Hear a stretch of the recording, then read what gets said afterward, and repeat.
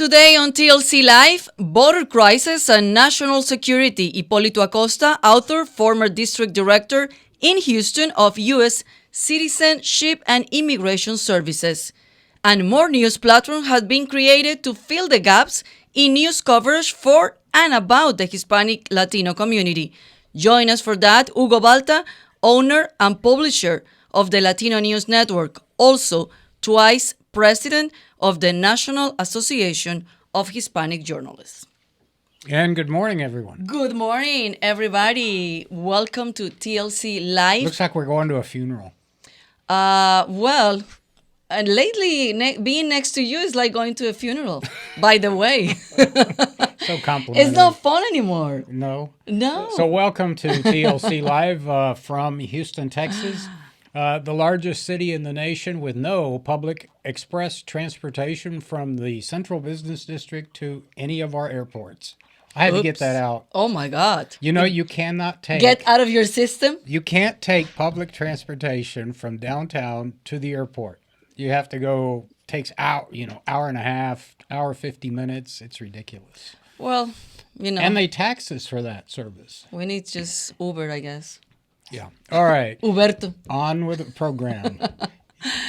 So, welcome everybody. Qué bueno que están todos con nosotros el día de hoy. Orlando Sánchez. Un placer estar contigo siempre. ¿Siempre? Yeah. Sí, conmigo sí es Me divertido. mejoras el día. Sí, claro. Well, I don't know about that.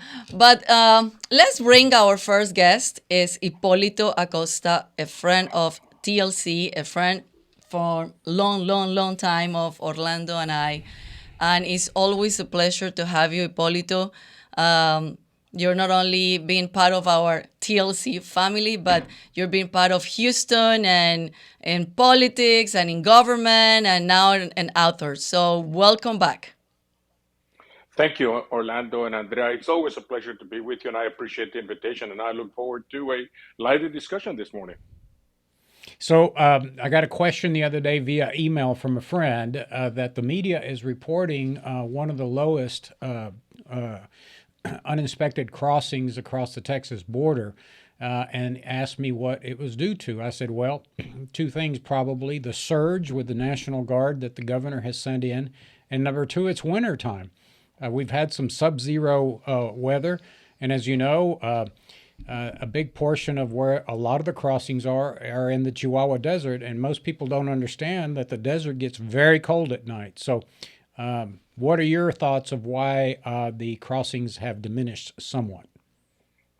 Well, I want to address the last point that you said, Orlando, because it's important for the public to know how dangerous any crossings are. Because even with freezing weather, and people try to make it across into the United States, and especially when they feel that they can make it across, because as you well know, you and I have had these discussions before.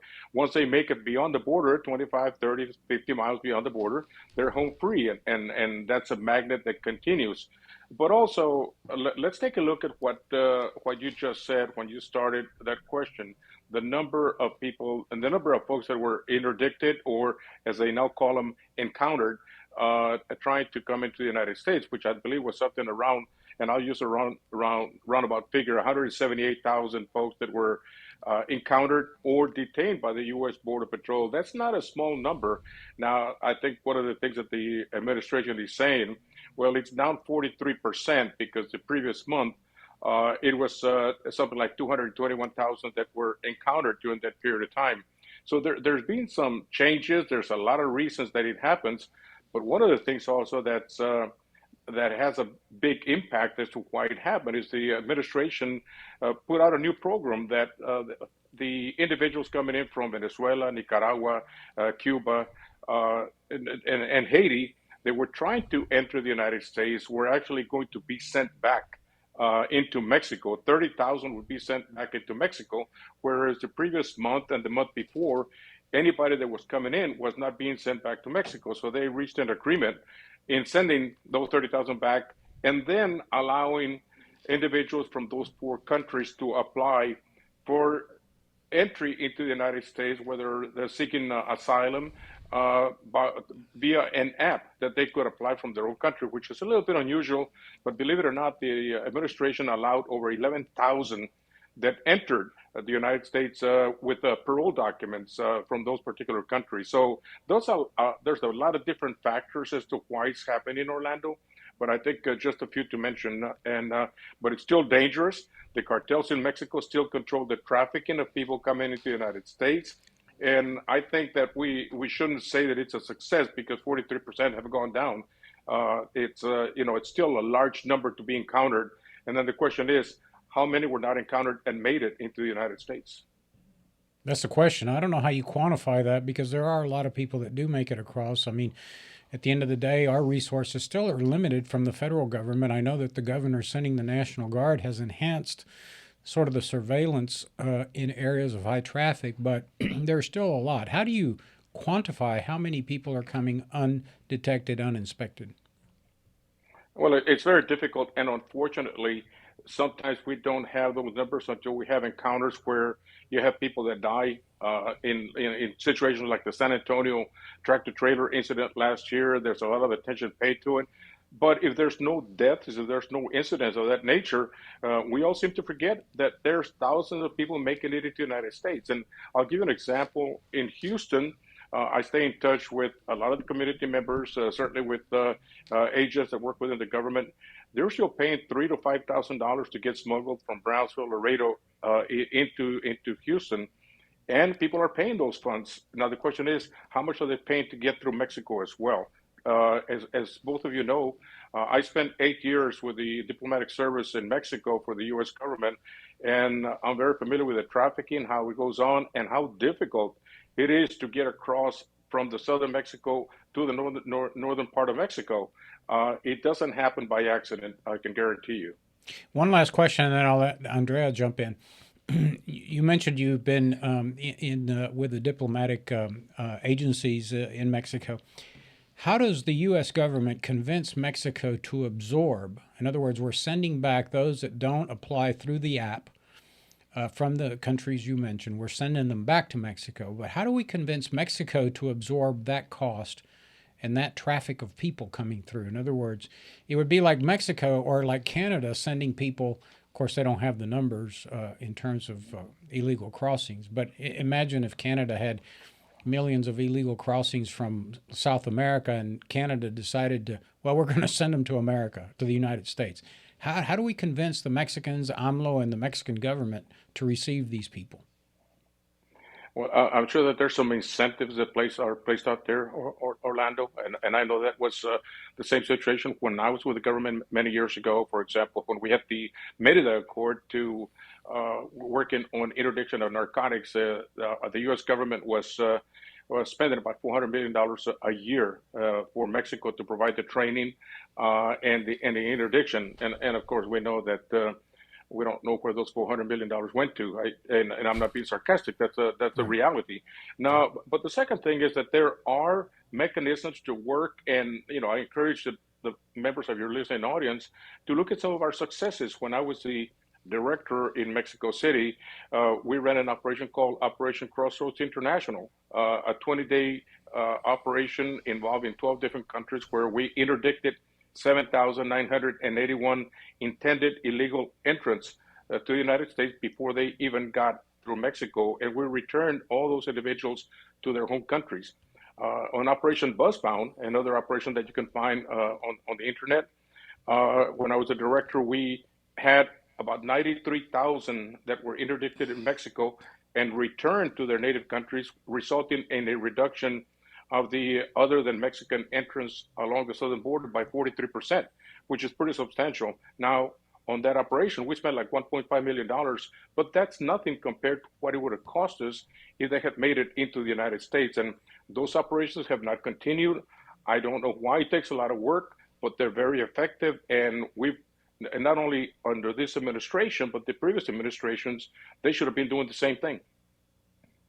So, Hipolito, as we're seeing this situation and this issue getting more out of control, and we're seeing not only on the state government, but in the federal level, everybody trying to come up with ideas to try to solve the issue. So we were like almost every day or almost every week, we see in the breaking news, like for example, like this week, it was like a new bill from Senator Blackburn saying that he intend to deny federal handouts for those who smokes drugs human across U.S. border. Also, we see Governor of Texas, Greg Abbott, hires the border czar, to accelerate wall construction. So if those or any of those things will try to really solve the situation, it will be bring something better or some solution for us or for the country or for the border? Well, let me just address the Or it's just a issue. band-aid? Well, that's not even a band-aid as far as the bill is concerned. I wouldn't consider it a band-aid. I think it's just, you know, and I'm not a politician, and I'm not with the government, so I can express exactly what I think. Putting a bill together to deny benefits, who's going to enforce it? We have enough things to enforce right now without having to add more layers of pretend. And that's what it is. I mean, I don't see who's going to identify the people that are going to be denied benefits, how are the records going to be kept, who's going to do the hearings, who's going to do the write-up. So I think it's just a waste of time in doing that. And with all due respect to the senator. Now, in terms of the efforts of the National Guard, of the U.S. Border Patrol, I admire what they're doing. I think the certainly having the troops along the border, it's effective. It certainly sends a strong message. I think it also becomes very politicized in what it's doing. But I think I know that agents out in the field, they welcome the assistance. So there's a lot of frustration, but those frustrations have been around our country, and I was an agent for 30 years. Those frustrations have been around forever. The political winds, if you would, dictate where we go with immigration. And I remember the last time I was on the show with you in Orlando, one of the things that I always mention is that if we take away the magnet of people coming into the United States with the jobs, which nothing happens during the previous administration or this administration, people are going to keep coming because people like to seek a better way of life. And it's become a cultural existence, whether you're from Nicaragua, El Salvador, Honduras, to travel, to migrate to the United States, because that's a dream of getting up here and doing well. Plus, we've had so many enter the United States, whether it's 10, 15, or 20 million. The ones left behind want to join their relatives in the United States, and if they can get a job, they're going to be here. Well, I've often said the way to do it is to enhance domestic enforcement. In other words, if you hire, like along the border, Paulie, you know this because, as you know, I'm a taxpayer, I'm a property owner, I have a house along the border. If we're caught transporting an illegal alien, undocumented, uninspected alien, there's severe penalties. They confiscate our automobile. We have federal sanctions. We go to court, and we're imprisoned. This is what happens, for example, if I need a drywaller in Kinney County, Texas, and I hire a guy in Del Rio who happens to be undocumented, and law enforcement pulls me over and finds out that the person I have in my vehicle is uninspected, I go to the federal penitentiary in a huge fine. But only along a 25-mile stretch, because if you hire an undocumented alien in San Antonio, outside of Uvalde, you're cool. You can go down the street here in Houston to a Lowe's or Home Depot and hire 25 undocumented illegal aliens to remodel your house. You're cool, no problem. And so that's the magnet. America has an insatiable appetite for cheap labor. And until we cease that appetite for cheap labor, as you say, they will continue to come. Because even though they may be making $15 an hour, it's probably 10 times what they were making at their home country and probably didn't even have a job. So at $15 an hour, they're practicing their skills and they're feeding their family. It's human nature. And it's, to me, unbelievable that the federal government has flipped things. We have a Republican form of government with a little r. The scheme of representation takes place. So the powers not designated to the federal government in the Constitution are reserved to the states, right? Well, one of the duties of the United States federal government is to protect our border. That is a duty of the United States federal government. It is not the duty of the federal government to dictate to states education in the states. Well, we got it backwards. So we got the state of Texas now trying to enforce federal immigration, border protection, and then we have our hands tied with education because the federal government, I mean, it's all backwards. And by the way, now that I'm opining, we created this country, started this country because we were tired of monarchs in England. But if you look at the amount of years that President Biden, John Kerry, Mitch McConnell, Barbara, what's her name, the senator from California have served, combined over 200 years taking a government paycheck. That's a monarchy. But, I mean, I think it's sad that the people of the state of Texas have to pay federal taxes this April 15th to the federal government to protect our biggest, longest border with Mexico, and yet we're having now to use state resources to protect ourselves. It's just backwards. And to extend a little bit further, Orlando, something that I preached when I was with the government, that our security doesn't stop or begin at the border. It starts way before people get into the United States, and that's one of the things that I was very proud of working on when I was with the federal government. And secondly, it extends beyond the United States, because you just mentioned the communities like Houston, San Antonio, New York. That security doesn't stop because we can now say we have a secure border. That's not the reality. And coming back to another one of your points, there's a solution to it, and it's actually, and you don't have to go and round up 40,000 people a day. You don't. But I'll tell you what, it's a very simple solution. And I shared it with Tom Homan when he was the ICE director in his office under President Tom. And I said, Tom, you take the state of California, a very liberal state, in my view, and you issue 1,000 subpoenas to the businesses throughout California, and you'd be surprised how quickly they like to get compliant, because they know that they could be subject of a criminal investigation.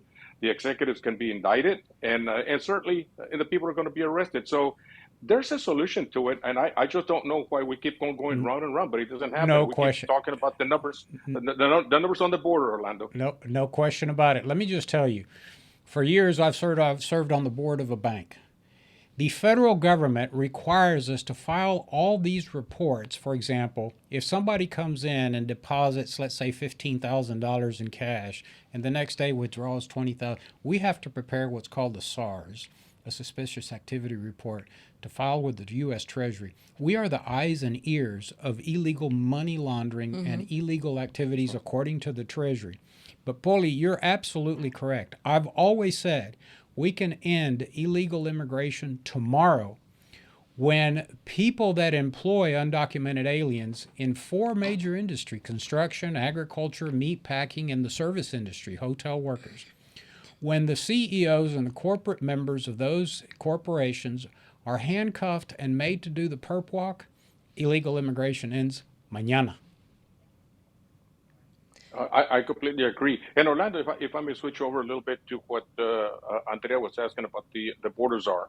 I personally don't know Mike, but I know that the stations where he was assigned to, they're very challenging. It's very challenging to be a patrol agent in charge, especially along the Rio Grande Valley. But that happens all along the border. So I know that he brings expertise as to what happened along the border. I know that there was one of the reasons they touted as him coming on board was to complete the wall, and good luck on that one. But nevertheless, I think he can have good advice, good experience that he brings to the table with Governor Abbott. I'd like to see what role he plays. I'd like to see it more defined rather than just a position. We've had even at the federal government, Orlando and Andrea, we've had czars that have come in, and there's a big varulla, if you would, about their appointment, and then you basically never hear from them again. So I like to see what the situation is. And by the way, I will issue this, for Mike and the governor, if they ever want me to participate in any type of discussion in Houston or Austin, I'm available. I don't look for a job. I don't want a job. I don't want to pay for it, but I have 30 years experience, and I'm sure that both of you have taken some of the stories that I have written in my books about those experiences, and I like to share them with them. I have working for 13 years outside the United States, including 8 in Mexico. It's still relevant, and it's amazing that 17 years after I retired, we're still talking about the same things, Orlando. And you and I knew from each other from back then, so it's Yeah. here we are today. That was gonna be my next question, Hipolito, because I remember exactly the day that I became a U.S. citizen. It was 2004, and it was in September, and you were in that moment the director of ICE here in Houston, and I was at your office at 7 in the morning. We were having donuts, and then we drove together to the place that I was gonna swarm, and so back then, if we go, back in that time, and now fast forward now with the experience that you have, with everything that has been going on in the world, in the United States, and immigration, what, in your point of view, United States is been doing good, is being improved, and what it needs to improve, and what is being doing a bad job or Well, haven't first of all, done? I do remember that particular date, Andrea. And by the way, I actually have it on a DVD. So Oh my that's God! a Well, special. you never shared that with me. Yeah, it's a special moment. But I think that I'll go back to your second question. But the first thing is that there's a mechanism for folks who come into the United States. There's a mechanism for individuals to become legal residents and American citizens. It's not an easy path. It's a long journey, but it's a very worthwhile journey, by the way. And the first person that I recognize, and I'm going to deviate a little bit for the sake of you and Orlando, the first person that I recognized at a naturalization ceremony after I became the director in Houston was Apolo Becerra, from the Postal Grill, because I started recognizing Orlando 3 new citizens at each ceremony of 2000, and it really made a big difference. And I thought that was a very worthwhile recognition. So that continues being done. What I'm dismayed right now is that the process has gotten so long. And one of the things that, even though I was in enforcement, I was very proud of reducing the waiting time without sacrificing any of the security concerns from 28 months back when I was a director to 6 months to become an American citizen from the time that you applied. The same thing for a legal permanent resident. It seems now that they're waiting 2 or 3 years to go through the same process. And the government can do better. We didn't have the resources that they have now. I just The don't know why it's technology. become, and the technology that they have. So that can be improved. All in all, there are a lot of good things happen. I know a lot of the officers that work both for USCIS and ICE, and they try to do a good job. I think that at the political and national level, our leaders can do better. And I always make that comment, as Orlando will tell you. Well, I've been watching, and first of all, I agree with you. This conversation about illegal immigration we've had for more than 25 years. So nothing new, as Paulie says. You've made a career of immigration and inspection, and as a border patrol agent, you've been undercover. You've been at the executive level. This is nothing new. 25 years at least we've been dealing with this illegal immigration. Now, the governors of Florida, DeSantis, and the governor of Texas have found that it's very popular among Republicans to gather the undocumented aliens on buses and any other mode of transportation and ship them around the country. We've become a free transportation service because it's like they're going to find jobs up there, right? Oh yeah. And so to me, it's like it plays well with maybe some very far right people, but it does nothing to end undocumented people coming across the border. My suggestion would be to Governor DeSantis and Governor Abbott is, why don't you use the Texas Rangers and the Department of Public Safety to do domestic enforcement? Go out to the construction sites, find out, ask for identification, check the legal status. If you're undocumented, we're not going to arrest the undocumented alien. Arrest the supervisor working for the construction company. I know that my contractor friends are going to go, oh my God, but that's the way to end it, right? Polly?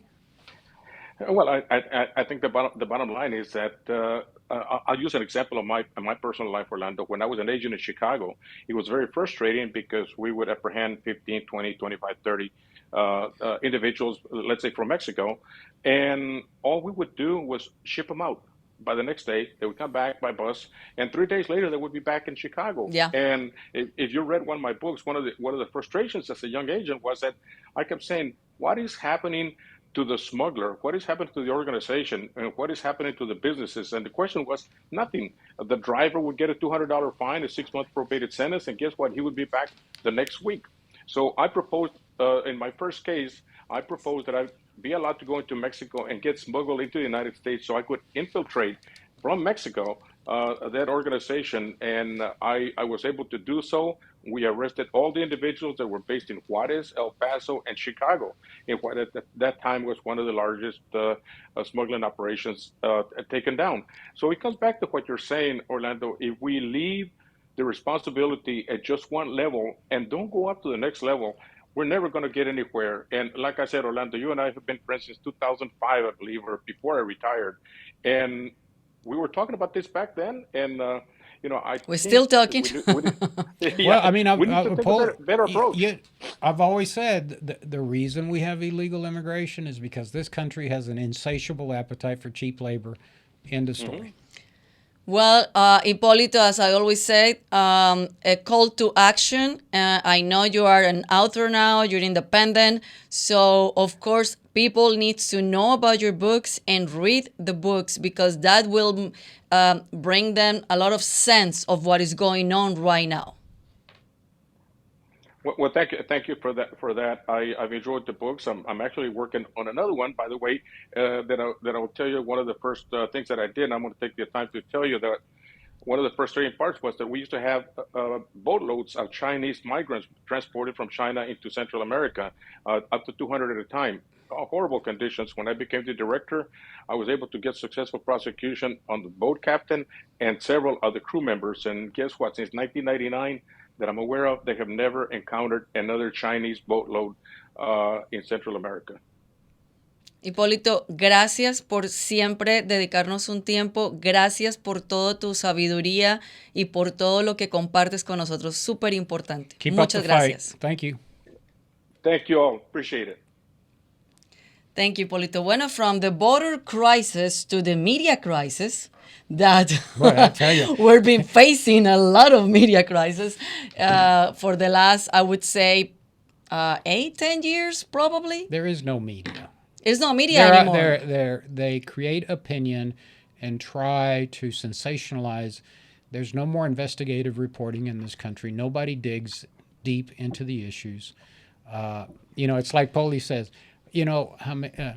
if they wanted to find out about illegal immigration, go do a job inspection, some investigative reporter, and ask the employees, hey, how many of you are undocumented? They'll scatter.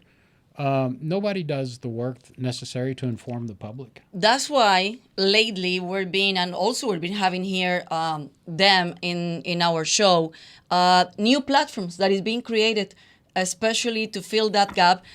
Thanks today of the technology, the streaming platforms, online, social media, that other people and real journalists are able to really fill that gap. So that's why we invite today Hugo Balta, a dear friend that I know him for many, many, many years. He is the owner and publisher of the Latino News Network. Latino News Network is come here to fill the gap in the news coverage for and about the Hispanic Latino community. And also he is being twice the president of the National Association of Hispanic Journalists, and he has more than 30 years in this profession to be a journalist. So welcome, Hugo Balta, bienvenido. It's a pleasure and honor to see you again, even that it's just virtual. Thank you, Andrea. Un placer. Thank you very much for this opportunity. Happy to join you in Orlando. So tell us a little bit about what inspired you to create this news agency to cover issues important to everybody, but obviously focusing on issues in the Latino Hispanic community. It's a little bit about what you just said, Orlando. in regards to being frustrated with mainstream media. As Andrea said, I'm a 30-year journalism veteran, and I've been very fortunate to have worked for some very storied networks, among them NBC, Telemundo, CBS, ABC. And what I have found is not very different than you would ask any person on the street. More often than not, the media is biased, and they're either leaning to the left or leaning to the right. And there's very room for, as you mentioned, not just investigative reporting, but in-depth reporting that really is fact-based. It's about being fair and accurate. It's about respecting the viewers, the listeners, the readers, to make up their own minds. And the saturation of this polarization of messaging that is rampant, regardless of platform in mainstream media, has caused a rift between the public and journalists in regards to trust, right? We've heard over and over again fake news, the misinformation that we see in social media. So, what's happened is independent news outlets like the Latino News Network, which represents 6 independent local news outlets in the Midwest and the Northeast, are filling these news deserts because mainstream media no longer is doing the job that they need to do for the public in producing content that's fair and accurate, but with an emphasis not only geographically of different neighborhoods, but in terms of our platform with a focus on the Latino community, which, as you both know, not only in the state of Texas, but across the United States, they're not the largest minority in the United States, they're the emerging majority. But when we look at media, especially English language media, their narratives, their their face is absent from their coverage, and that is a direct result of the lack of representation that we're seeing in those newsrooms. Hugo, I mean, we know each other for so many years. Back then, when social media, it was no social media that these days. Back then, when I would always say, when it was a real journalist, when the media was completely different, when we were more on the facts, not on the this party or liberal or conservative, just straight to the facts. And that's what I learned when I went to university to study for journalists. It's just facts. It doesn't matter if you are yourself on the left or on the right. It doesn't matter. The message, it has to be accurate. The message, it has to just stick with the facts. And we're not seeing that anymore. We're just being, to me, bunch of activists, just that they're using a microphone, they're using a networks, and now with the free speech in social media, they're just controlling the narrative. So how frustrating is for you that you're not only a journalist, but you're also twice president of the National Hispanic Journalists Association, and also on top of that, I was reading that you are teaching now in college journalists. So tell me about that. Well, let's start with the National Association of Hispanic Journalists, of which I've been, again, fortunate to serve twice as president, and I'm a lifetime member. This organization is nearly reaching its 40th anniversary. And I can tell you that unfortunately, the mission of the NAHJ, very much like NABJ, organizations representing African Americans, journalism organizations representing Asian Americans and other people of color and marginalized communities, that mission is as relevant today as it was nearly 40 years ago, meaning that the continuing fight for fair and equity in newsrooms, not just in the forward facing journalists, people that are presenting the news, but also in management positions and producing positions that have resources and influence. The lack of representation on both fronts has caused a uh, oversimplification, one-dimensional narrative of Latinos and other marginalized communities in mainstream media. Now, that's very frustrating because we continuously, organizations like NHJ continuously make the case for not just what's good for the community, but what's good for business in regards to diversity, equity, and inclusion.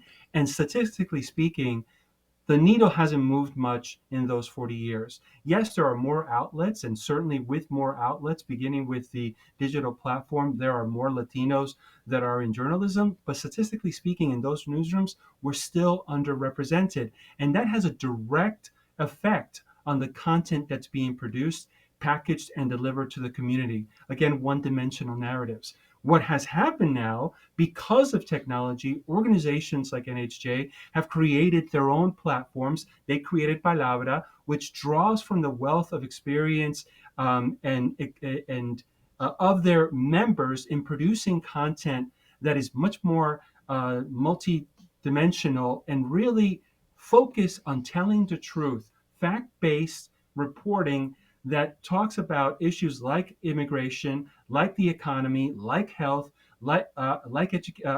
and other social determinants of health in a way that is much more profound. And so, what we say at NHJ is we are done with continuing to ask for a seat at the table. We are now building our own tables.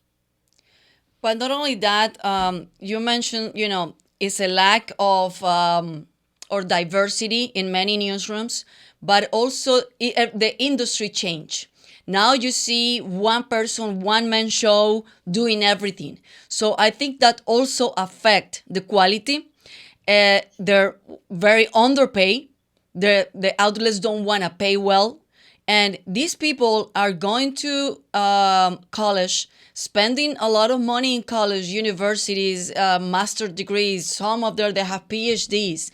And when you go to work, not only the difference between the Spanish media, as we know, the pay in the Spanish media and the pay in the general market is completely different. It's a big gap.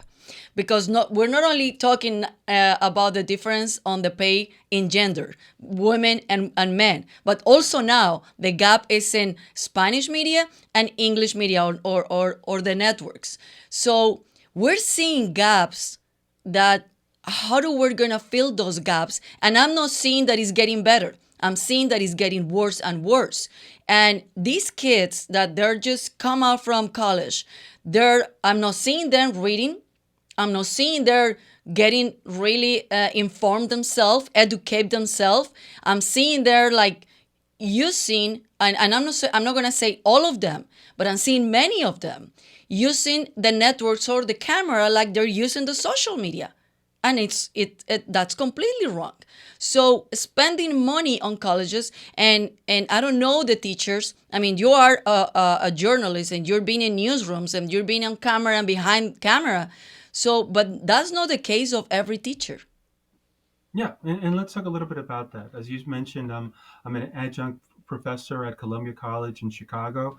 And one of the things that I'm spending time with the students is not just about the mechanics of producing a news story or a newscast, but really talking about the importance of diversity, equity, and inclusion in newsrooms as you're making very important decisions about what stories to cover, the focus of those stories, the voices that will be elevated in telling those stories, packaging those stories and delivering it to the community.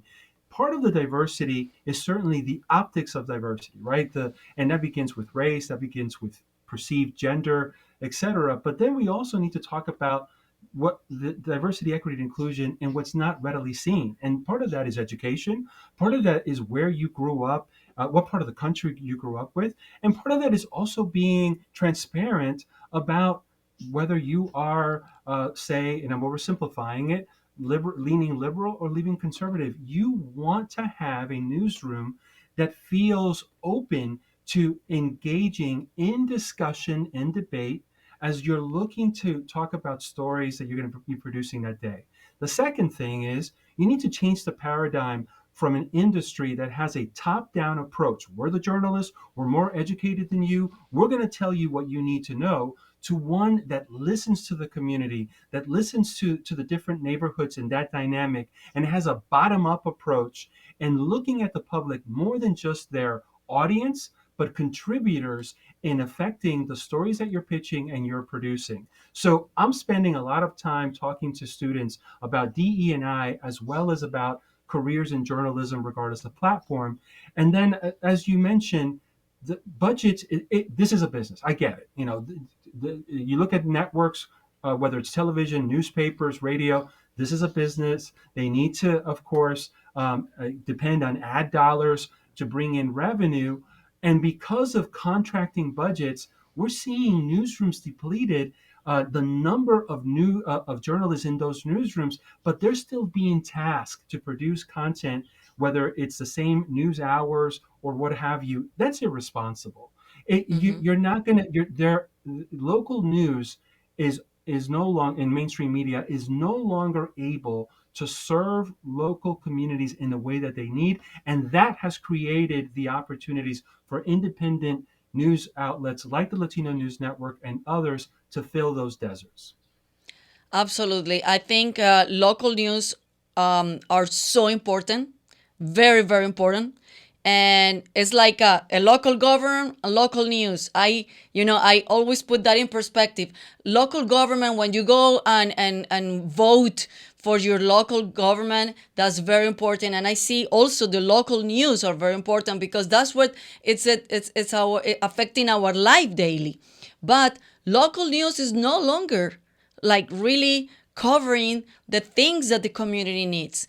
It's no longer educating the community. I've been seeing in local news and national news the dead body of the day, the crash of the day. And where is the education? They're no longer educating the community. They're no longer covering the things that they need to cover to educate our community. Especially, and I see that why you start creating this platform, especially for the Latino community, that we're coming from other countries, that we don't understand the legal system of the government in this country. So we need to really understand. Of course, these days you have Google and you can Google it and try to educate yourself. But realistic, how many of them they really start like, okay, let me Google who is my governor, who is my mayor, how the local government works, how the federal government works. I mean, realistically, it doesn't happen. So it's a very responsible responsibility of us as a journalist to educate the community, and thank God of the technology. These days, we are able to do these kind of shows, and also you're able to do the platform that you started, but unfortunately to me that the traditional media is doing such a bad job. Not everybody, but many of them. And I saw the other day, for example, in Good Morning America, and I was like really in shock. They were talking about, something that a gossipy, Shakira and Piqué. And they were talking about the boom of the song. Um, and the song say, Las mujeres no lloran, las mujeres facturan. And they translated, women don't cry, women dance merengue. What is going on there? They're not even, I mean, I understand if you don't have nobody to speak Spanish in the newsroom, but come on, Google tells you that it's not merengue. Yeah. They're not You've doing their touched on, job either. you've touched on a couple of different important issues, in my opinion. Let's start with the one that you just described, right? So because of a lack of diversity, equity, inclusion in those newsrooms, you have mistakes with translation, and many times, right? Lots is lost in translation. And I would also say lots is also lost in regards to covering stories. So once again, we see it all the time with immigration issues and stories. There's a difference between someone that is covering the border, that lives in the border, regardless of whether they're Latino or not, but someone that covers the border, that lives in the border. There's a certain dynamic in understanding the challenges of illegal immigration and undocumented immigrants coming into the United States versus someone from, say, New York City, or someone from Los Angeles going to the border and telling the same story.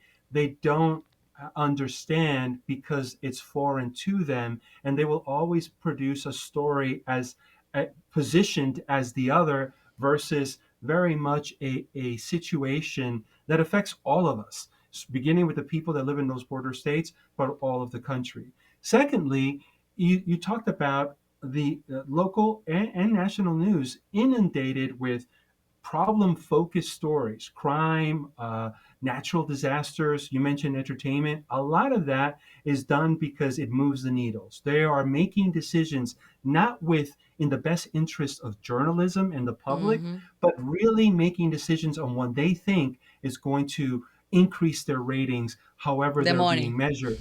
And that's really irresponsible. Lastly, journalism is the only industry that's protected by the Constitution. It is a bedrock of our democracy. And that's why, for the Latino News Network, we cover the social determinants of health and we cover democracy with a solutions focused approach.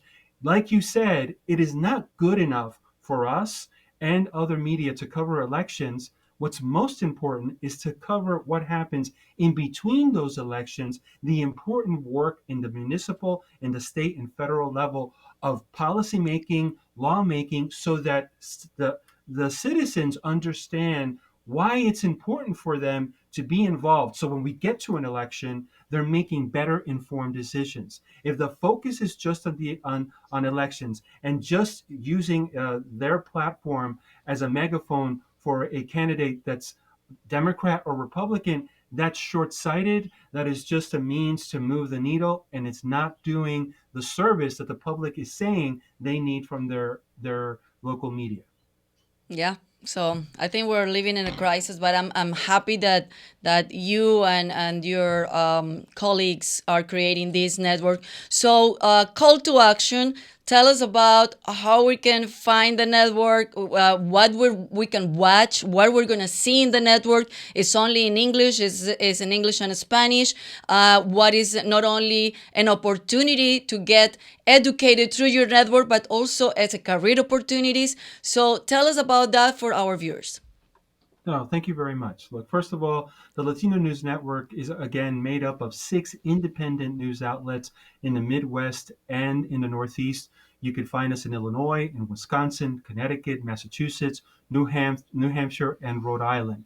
And what you're going to find is a solutions focused journalism approach in covering the social determinants of health and democracy. We're a multi platform. We have a podcast, we have a YouTube channel.